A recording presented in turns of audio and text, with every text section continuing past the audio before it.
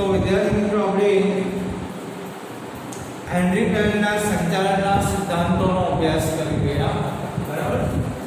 તો LQ most IP બરાબર કે હેનરી ટેલરના સંચાલનના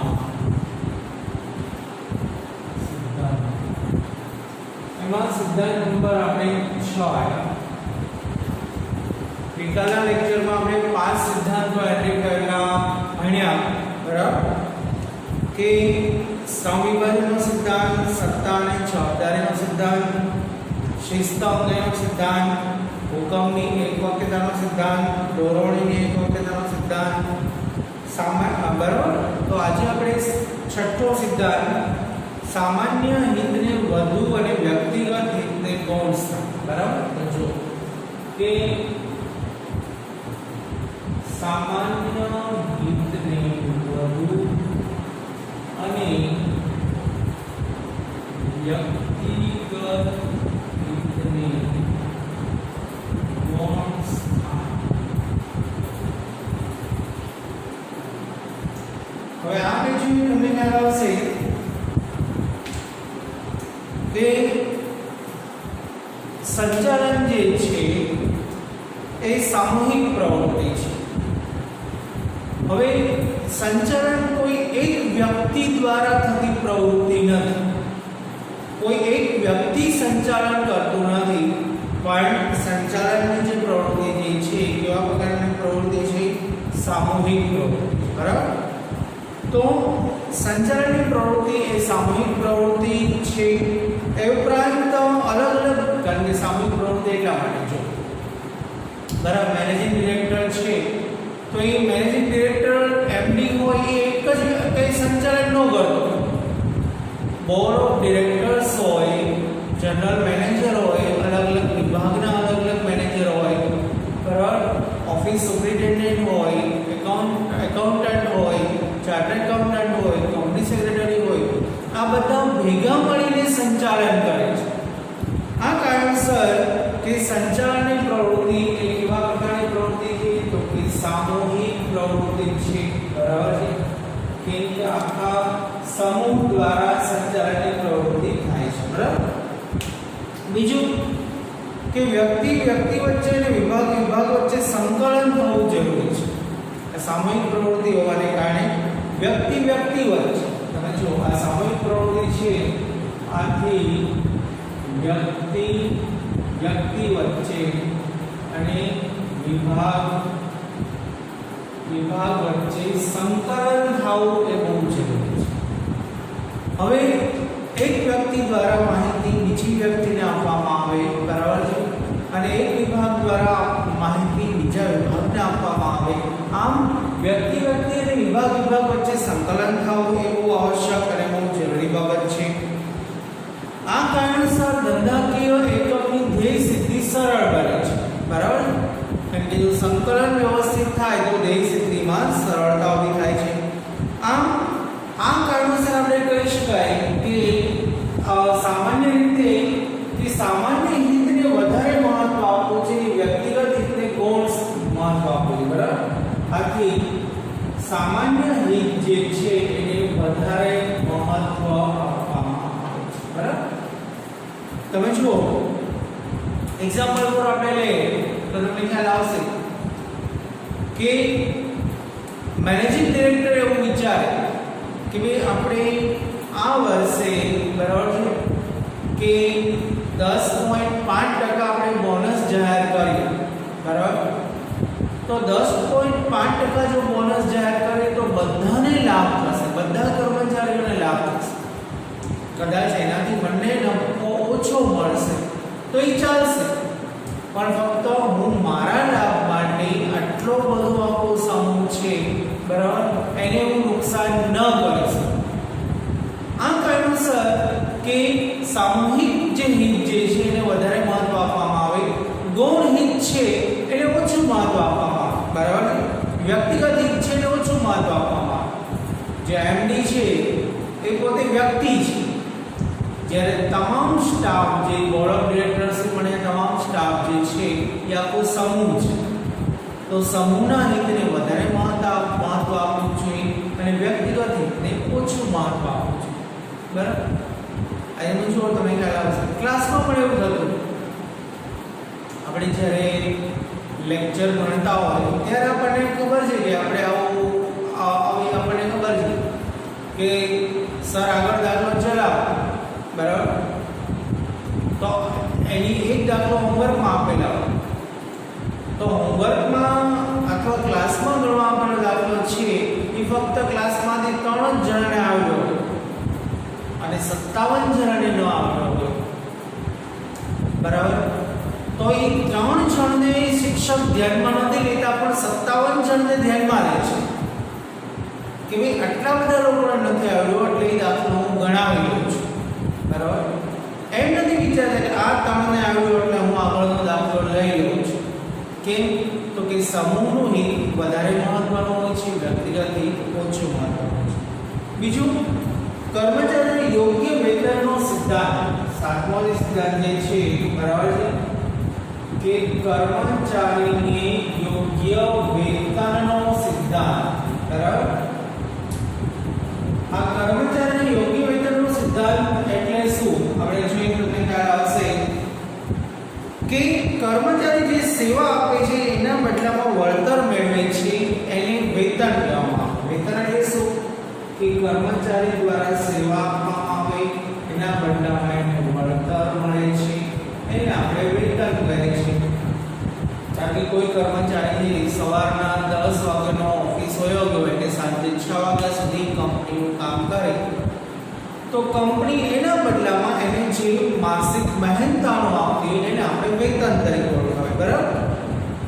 હવે આ સિદ્ધાંત મુજબ કે પેઢીના કર્મચારીને ચૂકવવામાં આવતું વેતન ન્યાયી હોવું જોઈએ. બરાબર? પેઢીના કર્મચારીને ચૂકવવામાં આવતું વેતન કેવું હોવું જોઈએ? ન્યાયી હોવું જોઈએ. ન્યાયી વેતન એટલે શું? કોઈ તૂટી મળતો હોય, અસખત મહેનત કરતો હોય, બરાબર, તો એને એના કામના પ્રમાણમાં વેતન મળવું જોઈએ. એ બહુ જરૂરી છે. કારણ કે જો ન મળે તો કર્મચારીમાં અસંતોષ હોય અને ઘણીવાર કંપની સારો કર્મચારી ગુમાવી દેશે. બરાબર? તો આથી વેતનની અંદર તમે જુઓ કે ન્યાયી વેતન, બરાબર, મહેનતના પ્રમાણમાં, બરાબર, ન્યાયી વેતન મળવું એ બહુ જરૂરી છે. બરાબર? આ નિયમ અનુસાર વેતનની ચૂકવણી માલિક અને કર્મચારીનો વચ્ચેનો સંબંધ સુદૃઢ બનાવે છે. બરાબર? આ વેતન જો સારું મળતું હોય તો માલિક અને કર્મચારી એની વચ્ચેનો સંબંધ એકદમ સુદૃઢ બને છે. આજે એકદમ સિમ્પલ વાત છે કે બિલ ગેટ્સ જે છે બહુ સિમ્પલ માનો અમેરિકન અને માઇક્રોસોફ્ટ કંપનીનો માલિક. તમે ક્યારેક એ વ્યક્તિનું વ્યક્તિત્વ તમે જોશો તમને ખ્યાલ આવશે. દુનિયાની અંદર સૌથી વધારે સારામાં સારું વેતન આપતી કંપની એ માઇક્રોસોફ્ટ છે. હવે સૌથી વધારે વેતન આપે છે છતાં સૌથી વધારે મહત્તમ નફો મેળવતી કંપની માઇક્રોસોફ્ટ છે. તમે કલ્પના કરી શકો કે સાહેબ વધારે વેતન આપે તો એને નફો મળતો હશે? યસ. શું કામ? તો કે જેમ કર્મચારીને સંતોષપૂર્વક વેતન મળે એમ કર્મચારી અને સંચાલક વચ્ચેના એકદમ સમાધિ ભરેલા સંબંધો સમાન. અને કર્મચારી એવું માને કે મને આટલી સેલરી મળે છે તો મારે સારું કામ કરવું જ જોઈએ. કામ સારું થાય એટલે કંપનીનું ટર્નઓવર વધે, નફો વધે. સિમ્પલ વાત છે. આ કારણસર સંબંધ સુદૃઢ બને છે અને કર્મચારી કાર્યદક્ષ રીતે કામ કરે છે.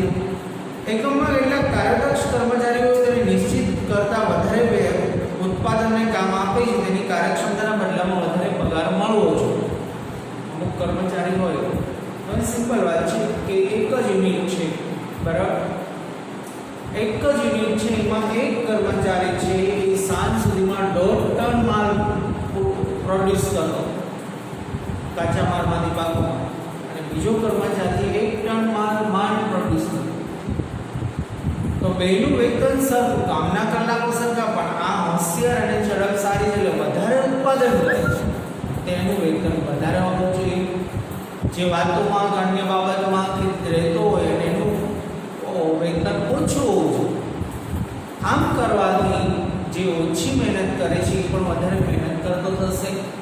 જે વધુ મહેનત કરે છે એ પોતાની મહેનત જાળવી રાખશે, કારણ કે એને એના પ્રમાણમાં વેતન મળે છે, બરાબર.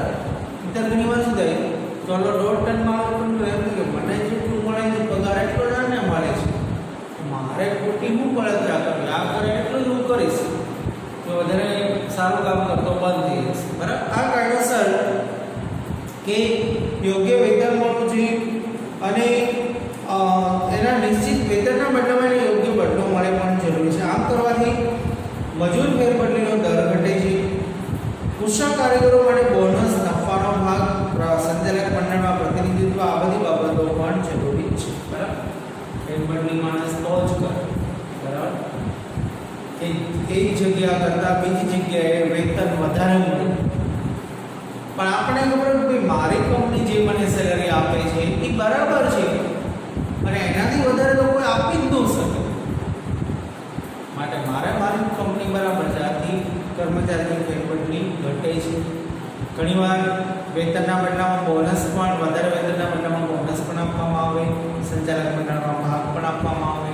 આ બધી ઘણા બધા એને પ્રોત્સાહન આપવામાં આવે જેથી કરીને કર્મચારી સંતુષ્ટ થાય છે, બરાબર.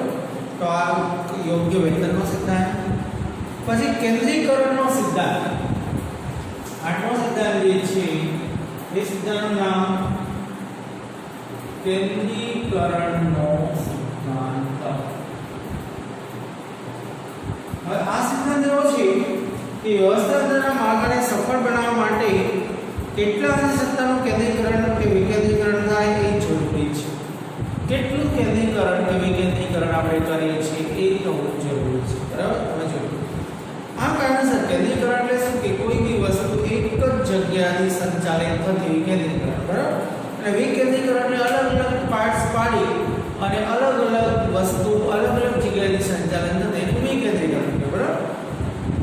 તો વ્યવસ્થાતંત્રમાં જેટલી સત્તાની સોંપણી થઈ નથી તેને વિકેન્દ્રીકરણ કહેવામાં આવે છે. સત્તાની સોંપણી થઈ વિકેન્દ્રીકરણનો, બરાબર. સત્તાની સોંપણી નથી તેને વિકેન્દ્રીકરણ. કર્મચારીની શક્તિનો શ્રેષ્ઠ ઉપયોગ થાય એ માટે કેન્દ્રીકરણનો સિદ્ધાંત અપનાવવો જરૂરી છે, બરાબર. મોટા કરતા એકમમાં કેન્દ્રીકરણ ઓછું સફળ થાય છે, તે કદમાં કેન્દ્રીકરણ અને વિકેન્દ્રીકરણ કરવામાં આવતું હોય છે. હવે તમે વિચાર કરો, એક વ્યક્તિ છે, બરાબર, પ્રોડક્શન મેનેજર, એની નીચે અલગ અલગ માણસો છે, અલગ અલગ વ્યક્તિઓ છે, જુનિયર એન્જિનિયરો છે, જુનિયર એન્જિનિયરોની નીચે ફોરમેન છે અને ફોરમેનની નીચે વર્કર છે. હવે બધાને જવાબદારી અલગ અલગ આપી દીધી છે અને બધાની જવાબદારી બધા વ્યક્તિ નિભાવે છે અને બધાની જવાબદારી ભેગી એક જગ્યાએ થાય છે, એટલે કેન્દ્રીકરણ. હવે આ બહુ મોટી કંપની હોય ત્યાં કેન્દ્રીકરણ શક્ય નથી બનતું, બરાબર. એ માટે વિકેન્દ્રીકરણ કરવું પડે. વિકેન્દ્રીકરણ એટલા માટે અલગ અલગ પાર્ટ્સ પાડી દેવા પડે. જો આટલો ભાગ તારા, આનું કેન્દ્રીકરણ તારા, આટલું આ, આટલું આ, એટલે એનો અર્થ શું થયું કે આખો ભાગ આ જ સંભાળે, આખો ભાગ આ જ સંભાળે, આખો ભાગ આ જ સંભાળે. મોટી કંપનીમાં એવું કરવું પડે. અને સિમ્પલ તમને કીધું, પોલીસ તંત્રની અંદર અમુક જે ડિપાર્ટમેન્ટ જે છે ને એ વિકેન્દ્રિત કરેલા છે. જેમ કે સીઆઈડી આઈબી છે, તો સીઆઈડી આઈબી ને જનરલ પોલીસને કઈ લેવા દેવાનું, સીઆઈડી ક્રાઇમ છે ને કઈ લેવા દેવાનું, સીબીઆઈ ને કઈ લેવા દેવાનું, બરાબર. એટીએસ એન્ટી ટેરરિસ્ટ સ્ક્વોડ છે એ અલગ જ વિભાગ આવે. તો આજે છે છૂટું પાડી દીધું અને અલગ અલગ જવાબદારી સોંપી દીધી, એ વિકેન્દ્રીકરણ કરે, બરાબર. કહેવાય પોલીસ જ છે પણ એ બધા એના ડિપાર્ટમેન્ટ અલગ અને ડિપાર્ટમેન્ટ પ્રમાણે જવાબદારી અને સત્તા સોંપાય એ વિકેન્દ્રીકરણ, બરાબર. તો નાની કંપની હોય ત્યાં કેન્દ્રીકરણનો સિદ્ધાંત અને મોટી કંપની હોય અને મોટું જૂથ હોય ત્યાં વિકેન્દ્રીકરણનો સિદ્ધાંત કામ લાગે છે, બરાબર. ત્યારબાદ નવમો મુદ્દો જે છે એ નવમો મુદ્દો જે છે સત્તાની રૈખિક સાંકળનો નિયમ. સત્તાની રૈખિક સાંકળ, રૈખિક સાંકળનો નિયમ. હવે સત્તાની રૈખિક સાંકળોને એટલે શું કે આ સિદ્ધાંત સત્તાની ઉચ્ચ સપાટી, ઉચ્ચ વહીવટ અધિકારીઓથી લઈને તળ સપાટીના કર્મચારીઓ સુધીની સાંકળ રચવા પર ભાર મૂકે છે. ઉપરથી માંડીને નીચે સુધી બધા કર્મચારી એની સાથે બીજી ઉપ જોડાયેલી, બીજા હારે ત્રીજી જોડાયેલી, ત્રીજા હારે ચોથું જોડાયેલું, એમ સત્તાની સાંકળની જેમ સત્તા છે એ વહેંચાય. હવે સાદું આપણે ઉદાહરણ લઈએ, બરાબર છે કે ભાઈ જનરલ મેનેજર જે અને પ્રોડક્ટ ધારો કે મેનેજિંગ ડિરેક્ટર છે, એને એવું કીધું કે આપણી કંપનીમાં આ મહિને 500 ટન માલ બનવો જ જોઈએ, કારણ કે આપણે ઓર્ડર લઈને બેઠા છીએ, આપણે સપ્લાય કરવાની છે. હવે એ જવાબદારીનું વહન જે છે એ સાંકળ સાથે જોડાયેલો છે. કોણ? તો કે જનરલ મેનેજર, બરાબર. એટલે એ વહન જનરલ મેનેજર નીચે અલગ અલગ સાંકળો છે, અલગ અલગ ઉપ સાંકળ. પ્રોડક્શન મેનેજર સંકળાયેલા છે, માર્કેટિંગ મેનેજર સંકળાયેલા છે, પરચેજ મેનેજર, બરાબર. આ બધી સંકળાયેલા છે, અલગ અલગ વ્યક્તિઓ સંકળાયેલા છે. તો સત્તાનું વહન કે ભાઈ પ્રોડક્શન વાળા વિભાગ જે છે એને એની રીતે સત્તા આપેલી હોય, માર્કેટિંગ વાળાને એની રીતે સત્તા અલગ અલગ હોય. તો આમ સત્તાની સાંકળો શું કે ઉપરથી માંડીને નીચે સુધી અલગ અલગ વ્યક્તિ સુધી એ સત્તા છે જે વહેંચાયેલી છે, બરાબર. તો અને વર્તુળની સાંકળ છે, દરેક સપાટીને અનુરૂપ સત્તાની જવાબદારીની વહેંચણી થાય છે. આમ એકમમાં કામ કરતા કર્મચારીને ખ્યાલ હોવો જોઈએ કે તે કોને જવાબદાર છે, બરાબર, અને કોણ તેની જવાબદાર છે, બરાબર છે. આજે જો તમને ખ્યાલ આવશે, કોન્સ્ટેબલ જે છે એને રિપોર્ટિંગ પીએસઆઈ ને કરવાનું હોય, પીએસઆઈ રિપોર્ટિંગ પીઆઈ ને કરે, પીઆઈ સિટી ડીવાયએસપી ને, સિટી ડીવાયએસપી એસપી સાહેબ ને કરે, એસપી જે છે એ ડીઆઈજી ને કરે, બરાબર. એટલે છે ડીજીપી સુધી એ વાત પહોંચી, director general of police, DG સુધી આખી વાત પહોંચી જાય. કાંઈ પણ હોય એટલે જો ચેનની જેમ સંકળાય, આનો સાહેબા, આનો સાહેબા, આનો સાહેબા, આનો સાહેબા, એટલે સાંકળ. આમ સાંકળની જેમ જવાબદારી જે છે એ સંકળાયેલી છે. આમ ઉચ્ચ સપાટીથી નીચેની સપાટી તરફ જાય તેમ માહિતી પ્રેષણ થાય છે. ડીજીપીને કંઈ કહેવું હોય તો અહીંયાથી પરિપત્ર બહાર પાડે એટલે સીધું ડીઆઈજી, પોલીસ કમિશનર, ત્યાંથી બધા એસપી સુધી, એસપી, બરાબર, અલગ DYSP, PI, PSI, PSI constable, ASI આવે, પછી કોન્સ્ટેબલ. તો ઉપરથી નીચે સુધી માહિતીનું પ્રેષણ થાય છે. જવાબદારીનું વહન સૌથી વધારે જે ઊંચી પોસ્ટ ઉપર એમાં સૌથી વધારે જવાબદારી, એનાથી ઓછી, એનાથી ઓછી, એનાથી ઓછી. જેમ જવાબદારી ઓછી એમ સત્તા પણ ઘટે. જવાબદારી જેમ ઓછી એમ સત્તા પણ ઘટે. તો આજે રેખિક સાંકળનો સિદ્ધાંત છે. ત્યારબાદ 10મો મુદ્દો જે છે, બરાબર, એ વ્યવસ્થાનો સિદ્ધાંત. આ વ્યવસ્થાનો સિદ્ધાંત શું કે જેમ સિદ્ધાંત બે વસ્તુ પર ભાર મૂકે છે કે માલ સામાનની વ્યવસ્થા અને સામાજિક વ્યવસ્થા. આ માલ સામાનની દરેક વસ્તુ યોગ્ય સ્થાને હોવી જોઈએ, તે રીતે યોગ્ય લાયકાત કૌશલ્ય ધરાવતા કર્મચારીને યોગ્ય સ્થાને મૂકવો જોઈએ. તો જો વ્યવસ્થા બે વસ્તુ, માલ સામાન, બરાબર છે, માલ સામાનની વ્યવસ્થા જે છે અને વ્યક્તિઓની જે સત્તા આપણે જેને સોંપેલી છે, બરાબર છે, એની વ્યવસ્થા છે. હવે આપણા ઘરમાં આપણે જોઈએ તો તમને ખ્યાલ આવશે કે બધી વસ્તુનું ચોક્કસ સ્થાન હોય છે, બરાબર. ડ્રેસિંગ ટેબલ હોય તો ત્યાં જ તે, બરાબર, દાંતીઓ છે, તેલ છે, પાવડર છે, ક્રીમ છે, બધું ત્યાં જ, બરાબર. શેમ્પૂ ને જે કહેવાય એ બધું બાથરૂમમાં જ, ટીવી પાસે શેમ્પૂ ન પડે, બરાબર, કે બાથરૂમમાં દાંતીઓ ન પડે. જેવી વસ્તુ યોગ્ય સ્થાને હોય એમ યોગ્ય કર્મચારીને યોગ્ય કામ માટેની જવાબદારી આપવામાં આવે છે અને એ જવાબદારી કઈ ભલી ભાતે નિભાવી અને કંપનીને ફાયદો કરે છે, બરાબર. તો આ જે સિદ્ધાંત જે છે એ વ્યવસ્થાનો સિદ્ધાંત છે. આમાં કર્મચારી છે, બરાબર, તમે જો કે યોગ્ય કર્મચારી મળે એ કામ માટે તો જ એ કામ એને સોંપવામાં આવે છે. આ માટે આ સિદ્ધાંત જે છે વ્યવસ્થાનો સિદ્ધાંત છે. તમને ખબર છે પહેલાના જમાનામાં એવું હતું કે સ્કૂલમાં એક પ્રિન્સિપાલ રિટાયર્ડ થાય એટલે જે સૌથી મોટી ઉંમરનો હોય સિનિયોરિટીમાં આવતો એને પ્રિન્સિપાલ બનાવે. હવે લાયકાત ધરાવતો હોય ન ધરાવતો હોય, હવે કેવું થયું, ગવર્મેન્ટ આખી પ્રિન્સિપાલોની પોસ્ટ ઊભી કરી, એની પરીક્ષા લેવાય, ટીચર્સ જે હોય બધી પરીક્ષા આપે, એમાં જે પાસ થાય એને ટ્રેનિંગ આપે, પછી એને પ્રિન્સિપાલ પદ તરીકે નિમણૂક કરવામાં આવે. આથી યોગ્ય લાયકાત ધરાવતી વ્યક્તિ પ્રિન્સિપાલ બને છે, બરાબર. આથી સ્કૂલનું સંચાલન સારું થાય છે, બરાબર. તો આ કારણસર ત્યાર પછીનો જે સિદ્ધાંત જે છે એ સમાનતાનો સિદ્ધાંત.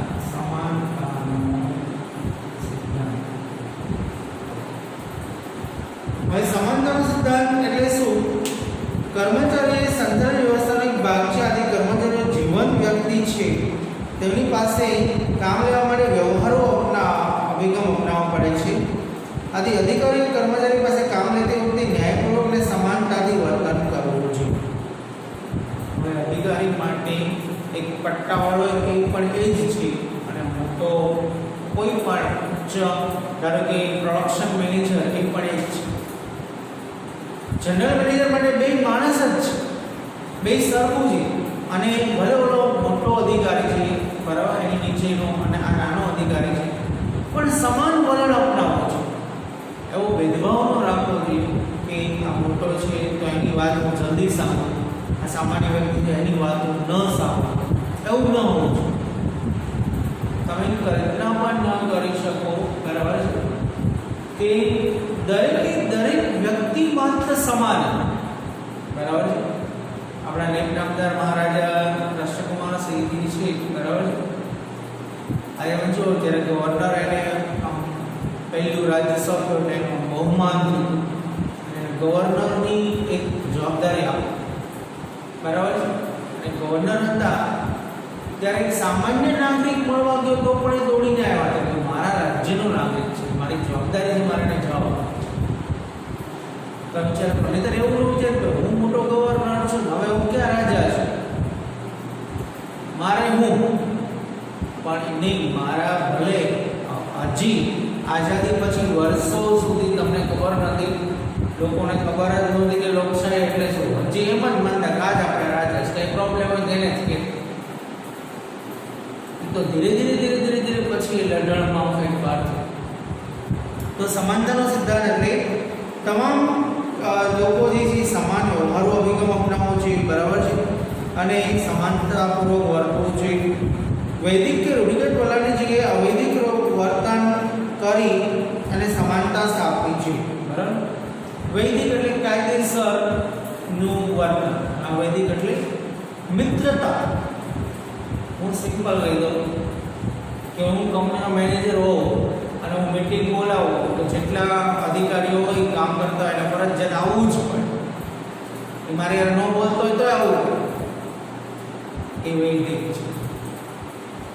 પણ આપણે જમીને બહાર શેરીના નાકે ભેગા થઈ, બરાબર છે, હવે એમાં મુક્તિ આપણે ન ગયો તો આપણી ઉપર કંઈ કોઈ નોટિસ ન આવે કે ગઈકાલે રાત્રે તમે પધારેલ નથી માટે શોકોઝ નોટિસ તમને આપવામાં આવે છે, કેમ ન થાય? તેમ છતાં બધા ભેગા થતા, બધા એ અવૈદિક. અવૈદિકમાં લાગણી, પ્રેમ અને હૂંફના સંબંધથી જોડાયેલો છે. જ્યારે વૈદિકમાં મન હોય કે ન હોય, મીટિંગ છે એટલે જાવું છે, એ વૈદિક. તો મોટા ભાગે અવૈદિક સંબંધો સ્થાપવા જોઈએ, જેના દ્વારા તમામ સમાન બને છે. જો આપણે જે ફ્રેન્ડ સર્કલ જે બેઠું એમાં કોઈ મેનેજર, એમાં કોઈ પ્રમુખ ન હોય, ઉપપ્રમુખ ન હોય, ખજાનચી ન હોય. આપણે ખબર છે આ લોકડાઉનમાં આપણે બધા બહુ બેઠું, બધા હરખું, બરાબર. શિક્ષક હોય તો એમ જ બેઠો, પટ્ટાવાળો મજૂરી કરતો, બહુ દાડીઓ હોય તો એ બધા હારવાર બેઠો, બરાબર. તો એ આ રીતનું વર્તન આથી સમાન વર્તન હોવાને કારણે બધા લોકો એકબીજાની સાથે ગુણવત્તા ધરાવે છે, એકબીજાને સહકાર આપે છે અને દરેક કામ વ્યવસ્થિત કરે છે. ત્યારબાદ સ્થિર કર્મચારી ગણનો સિદ્ધાંત, બરાબર છે. સ્થિર કર્મચારી ગણ. હવે સ્થિર કર્મચારી ગણનો સિદ્ધાંત અત્યારે મોટા ભાગે બધા વાલી અત્યારે થોડાક વર્ષથી ફેશન ચાલી છે કે સેલ્ફ ફાઇનાન્સ સ્કૂલમાં છોકરાઓને ભણાવો. પહેલે ખબર નથી કે સેલ્ફ ફાઇનાન્સમાં એક વર્ષમાં એક જ વિષયના 3 શિક્ષક બદલાઈ જાય. પરમેનન્ટ ટીચરનો, સ્થિર કર્મચારીનો.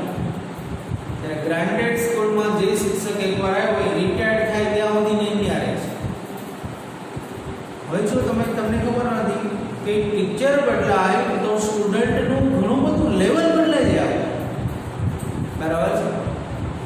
પણ એમાં શું થાય કે નોન મીન્સ કે સેલ્ફ ફાઇનાન્સ સ્કૂલમાં શું હોય, કોઈ ટીચર હોય એને કોઈ બીજી સ્કૂલ વધારે પેકેજની ઓફર કરે કે એ આવ્યા અમુક એમને આવ્યો છે, બરાબર.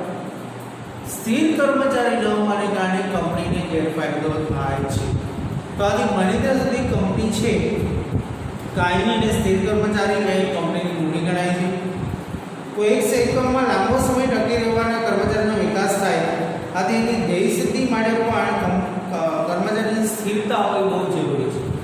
સ્થિર કર્મચારી હોય એકનું એક બરાબર 20-25 વર્ષથી ઘણા એક જ કંપનીમાં કામ કરતા, એને કામમાં પણ મસ્તરી આવે, ટાળવળ પણ કંપનીનો સારો થાય, કર્મચારીને ફેરબદલીનો કોઈ ટેન્શન પણ ન રહે અને કંપનીને ઉત્પાદન પણ વધે. આ કારણસર સ્થિર કર્મચારી જે છે એ કંપનીની મૂડી ગણાય છે. લાંબા સમયથી કર્મચારી જે કે એકમમાં રહેવાને કારણે ઉત્પાદકતા વધે છે, મજૂર ફેરબદલી થતી નથી અને કર્મચારી બઢતી, તાલીમ આ બધાની પાછળ કંપની ખર્ચો કરી શકે. ખર્ચો કર્યા પછી ભાગે એમ નો ઘણી વાર તમે જો તમને ખ્યાલ આવશે કે ખર્ચો કર્યા પછી ભાગી જાય તો પછી ખર્ચો માંગે, બરાબર છે. ખર્ચો કર્યા પછી ભાગી જાય એ ખર્ચો માંગે પડે, સિમ્પલ વાત છે. આર્મીમાં તમે જો આર્મીની સારામાં સારી ટ્રેનિંગ મફતમાં લેવી તે આર્મીની ટ્રેનિંગ કેટલા લાખો રૂપિયા ખર્ચ કરે એક સૈનિક પાછળ, પણ પછી ભાગી ન થાય ને અમુક વર્ષ તો ફરજિયાત ત્યાં નોકરી કરવી જ પડે. આપણે ટ્રેનિંગ લઈને પછી 2-4 મહિનામાં ભાગે મળ્યો એમ ન હોય, તેમ એની પાછળ એને તૈયાર કરવા પાછળ ખર્ચ કરેલો. તો કર્મચારી કાયમી હોય તો એની પાછળ ખર્ચ કરી શકે. આથી કર્મચારી કાયમી અને સ્થિર કર્મચારી ગણવો એ કંપની માટે બહુ જરૂરી છે. તેનું પહેલ વૃત્તિનો સિદ્ધાંત,